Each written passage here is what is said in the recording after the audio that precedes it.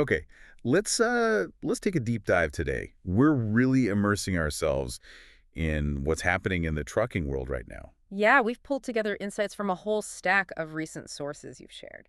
We're looking at, well, pretty much everything legislative wins happening in the States, some new tech shifts, and, the financial realities drivers are dealing with. And the mission here is pretty simple, really.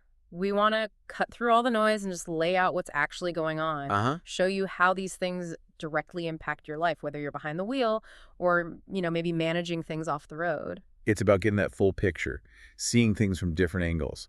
Like Hervey from Life, as a trucker always says, you need that complete view. Exactly. That's vital. So let's get straight to it, highlight what truly matters, and, well, frankly, make sure you feel seen, respected, and supported for the critical work you do. Absolutely. How about we kick things off with something positive?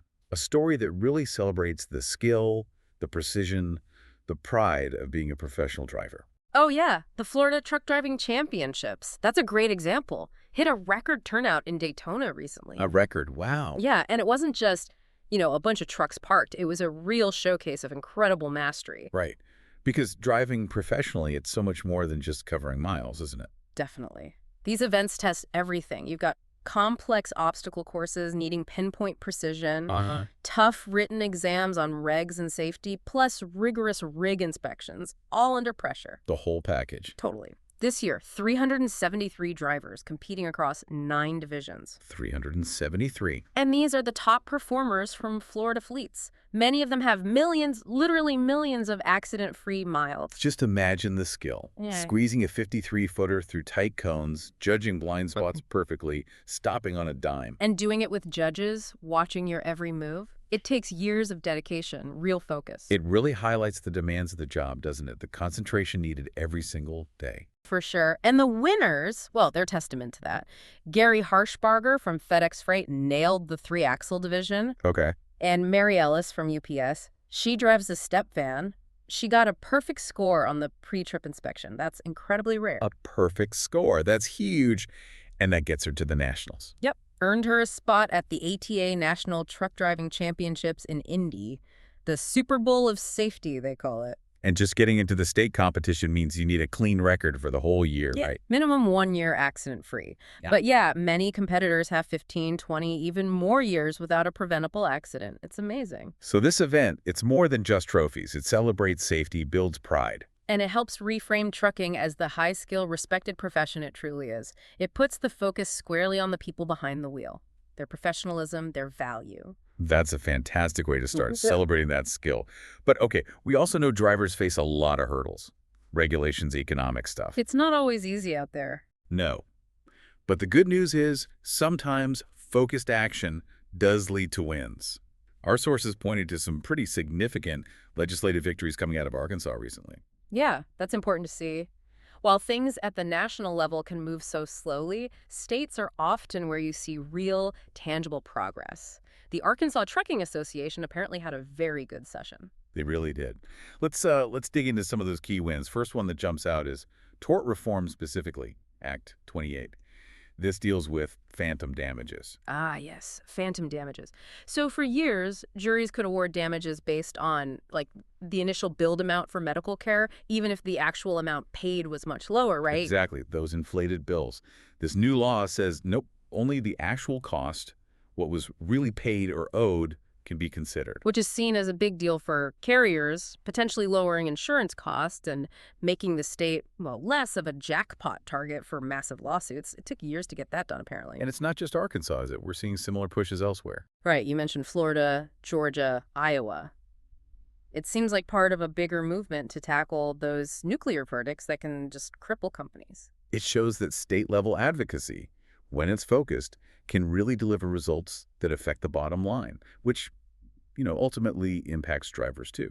Job security, pay. Absolutely. Stability matters. Okay, another big win, cracking down on cargo theft. Acts 321 and 322. And that's a growing problem, unfortunately. The sources said cargo theft is way up, 27% in the last year alone. Yeah, and something like 1,500% since 2001. Staggering. And it's not just random anymore. It's increasingly organized crime. These laws treat it like the serious felony it is, adding significant prison time. Up to 10 years for related crimes like stealing the trailer or the cargo itself sends a strong message. Which hopefully means less financial loss, less disruption for everyone involved. Good. Then there's HB 1745 about CDL integrity. What's that one about? That one closes a loophole. It requires foreign CDL holders working in the U.S. to have a valid U.S. work permit and prove they're proficient in English. Ah, okay. So it's framed as a safety thing. Primarily, yeah. Ensuring everyone on the road can communicate effectively, understand signs, instructions, that kind of thing. Holding everyone to the same standard. And it passed unanimously in Arkansas. That's what the source said. Unanimously.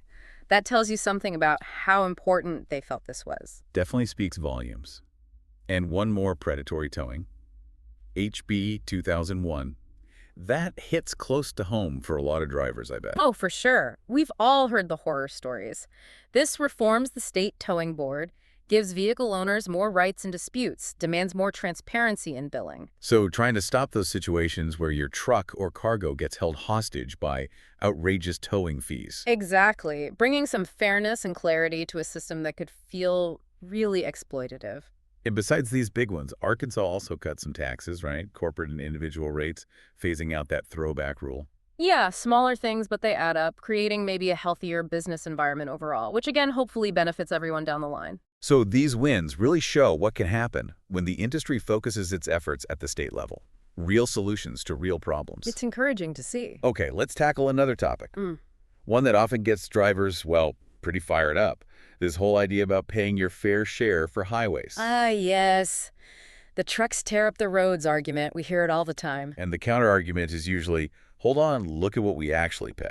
And the facts and the sources really back that up consistently. Highway funding isn't just magic money. It comes from dedicated user fees. Right. Fuel taxes, gas and diesel. Vehicle registration like IRP, the heavy vehicle use tax, HVUT. Tolls, IFTA, the fuel tax agreement between states and various other fees. It's a whole system. And when you look at who contributes what, the numbers are pretty stark. A single Class A truck, your typical big rig, pays somewhere between $15,000 and $30,000 every single year in just highway taxes and fees. $15,000 to $30,000 per truck. Okay. Now get this. In 2023, the trucking industry paid almost 45% of all federal highway user fees. 45%. But what percentage of traffic volume are trucks? That's the kicker. Trucks make up maybe 5% to 10% of the total traffic volume. Wow. So less than 10% of the vehicles are paying nearly half the federal bill. Let's look at it per mile. That makes it even clearer.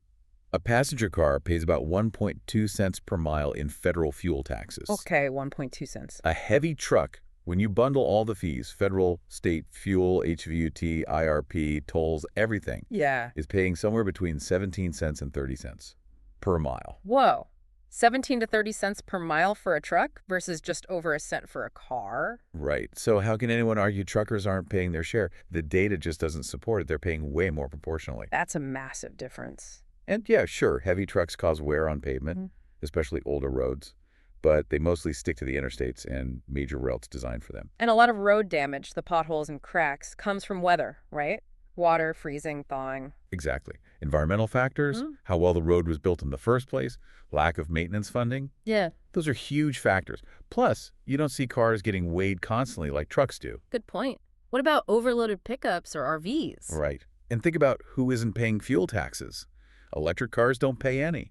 Hybrids pay very little. Cities rely on truck deliveries, but might ban them from efficient routes. Interesting point. And industry groups themselves often push for sustainable funding, right? Even if it means higher fuel taxes sometimes. They do. Groups like ATA and OOD fight unfair tolls, but also advocate for actual infrastructure investment. They want good roads. So the bottom line here, based on the data, is truckers are paying significantly more than their proportional share. Knowing that is important context. It absolutely is. It's about respect and having the facts to counter those unfair criticisms. Yeah, arming yourself with the truth. Okay, let's shift gears one last time, look ahead a bit. Major changes are happening, especially with technology. How do you navigate all that? Let's talk zero-emission trucks, ZETs. Their rise is definitely speeding up. That CalSTART report you mentioned is pretty eye-opening. Over 52,500 ZETs deployed now in the U.S. 52,000, that's a lot. It's a big jump. Up 24% in just 6 months, 76% over the last year. Wow. It's not just California anymore. No, California leads, but Texas and Florida are showing big growth too. It's mostly cargo vans right now, numerically. Uh-huh. But heavy-duty adoption is happening. Big fleets, UPS, Amazon, FedEx, they're all bringing them in. And the mindset is changing too, you said. Fleets aren't asking if anymore, but how fast. That's what experts are saying. This signals a real shift driven by regs, green goals, maybe long-term cost hopes. But the challenges are still huge, right? The sources were clear on that. Oh, absolutely, especially for heavy-duty, long haul. Charging infrastructure is the biggest bottleneck. It's just not there yet, widely. And the upfront cost is still really high. Very high, even if the total cost of ownership might be better eventually. Plus, range limits, battery weight eating payload, charging time, still issues for long haul. Hydrogen fuel cells aren't really an option yet either. Promising, but the fueling infrastructure is extremely limited right now. So, okay, even if you're driving diesel today, this ZET transition matters for your future. Regulations are coming. Fuel prices swing wildly. And eventually, used electric trucks will hit the market. That could create opportunities or new headaches, especially for owner-operators. It's something to watch. It's definitely part of that changing landscape. Yeah.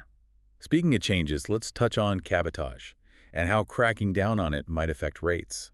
Right. Cabotage laws are there to keep U.S. domestic freight for U.S. carriers and drivers. But there's a loophole being exploited. Yeah, the sources mention some companies allegedly using B-1 business visas for foreign drivers to run illegal domestic loads after a cross-border delivery. How does that undercut rates? Because wages might be lower in the driver's home country, they can haul that domestic freight cheaper than a U.S.-based operation legally can, especially near the borders. Okay, I see. And interestingly, the big carriers are actually for stricter enforcement here. Yeah, Schneider, J.B. Hunt, they've said publicly they support it. They see it potentially tightening up capacity overall. Which could help rates. That's the idea. Schneider's CEO said it was leading to a little tightening of capacity. J.B. Hunt's COO called it a really big play on where cheap rates are coming from. So for smaller carriers, owner-operators, this could mean a fairer playing field, maybe better rates. That seems to be the hope. Leveling the field, getting rid of unfairly cheap competition. And enforcement is actually ramping up. It used to be kind of spotty, right? That's the indication. CBP, ICE coordinating more with DOT, adding things like those English proficiency checks during inspections gives them another tool. And the penalties are serious. Yeah. Fines, seizures. Yeah, hefty fines, potentially losing your truck, even your operating authority. They're taking it more seriously. It's complex. Big carriers see stability. Small carriers want fairness. Drivers might see better rates, but also more scrutiny.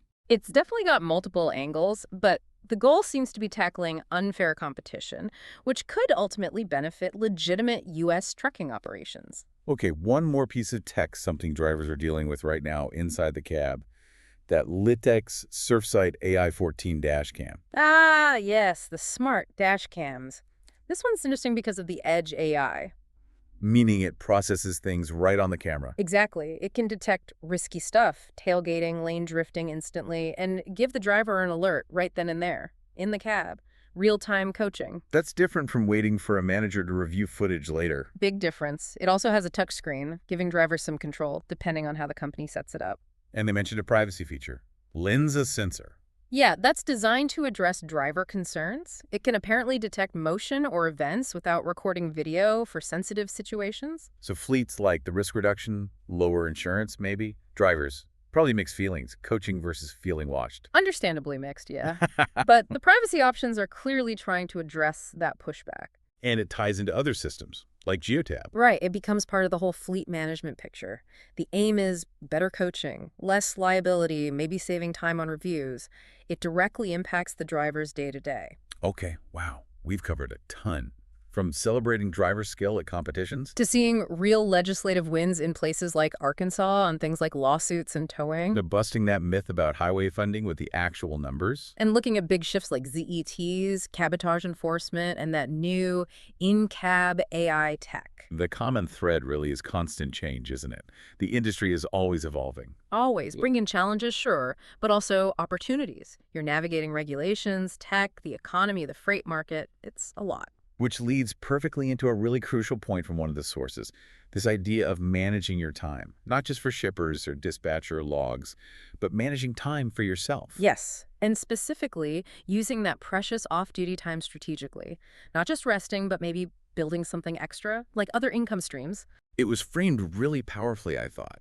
Not just a side hustle, but building a shield Yeah. against the ups and downs, the pain and suffering that can come with this industry. Exactly. Fluctuating rates, economic dips, maybe issues with the company you're leased to, having another income source, maybe built online, using AI tools like they mentioned. Yeah. That's a defensive strategy. About taking back some control, right? Totally. Building that buffer protects you financially, softens blows, and maybe, just maybe, lets you decide when to retire or step back on your terms. Not because you're forced out. More security, more freedom. That's powerful. And they pointed to retirefromtrucking.com as a resource for that, with a guide and AI training. It really highlights how important personal financial planning and diversification are becoming. Absolutely. In this changing landscape, having a plan B or just strengthening your plan A is vital. It's another form of respect and support, having the tools and knowledge to build your own security. Proactive resilience, that's key. So let's try and wrap this up. We celebrated the incredible skill drivers show every day, like at those championships. We saw how state-level action, like in Arkansas, can actually fix real problems. We tackled the highway funding myth head-on, with data showing truckers pay way more than their share. And we looked at the future ZETs accelerating, cabotage enforcement tightening, smart tech moving into the cab. And most importantly, maybe, we talked about taking control, managing your time for you, building financial resilience, maybe exploring those extra income streams. Because the bottom line is, trucking is essential, it's skilled, and you, the drivers, are absolutely the backbone. Understanding all these forces, policy, tech, personal finance, helps you navigate what's ahead, helps you feel more in control, more respected. So considering all of this, the new rules, the tech leaps, this call to plan your own financial future, it really makes you think, doesn't it? Yeah. How can you go beyond just adapting to trucking's future and actually start building the future you want, completely on your own terms?